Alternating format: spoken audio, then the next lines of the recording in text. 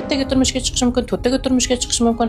Har qaysi turmush o'rtog'i bilan ham xuddi mana shu hayot takrorlanaveradi. Hozirgi kunda ajrimlar juda ko'payapti. Er-xotin o'rtasidagi munosabat murakkablashib ketganmi? Sizning fikringiz ajrimlar ko'payish sababi nimada? Aslini olganda buni sababi juda ham ko'p. Hammada individual holatda ko'rib chiqish kerak va umumiy holatda aytishim mumkin. Inson ongi shunaqa ishlaydiki, inson ongida baxtli hayot haqidagi ma'lumot bo'lmasa, er-xotin o'rtasidagi sevgidagi munosabat ongda o'sha inson ongida bo'lmasa, u narsani shakllantira olmaydi. Va u inson ko'rgan bo'lsa bolaligidan onasi onasini behurmat qilganini yoki kaltaklaganini da ona xo'rlanib yashaganini ko'rgan bo'lsa, u boshqacha hayot qura olmaydi. Ajrim holatida undan keyin yana boshqaga turmushga chiqadi.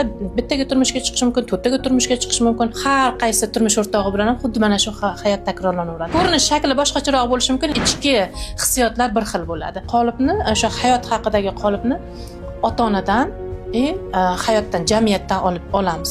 Boshqa yo'li yo'q bu narsani.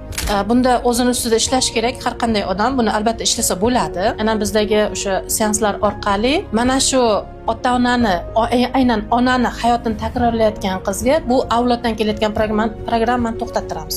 To'xtaydi va o'zini orzulari bor, o'zini xohishlari bor-da, o'zini strategiyasi bor hayot haqida. Aynan buni ongda, miyada birinchi sun'iy tarzda shakllantiriladi va uni hayotga keyin realizatsiya qilinadi. Bu orqali uni hayoti asta o'zgarishni boshlaydi.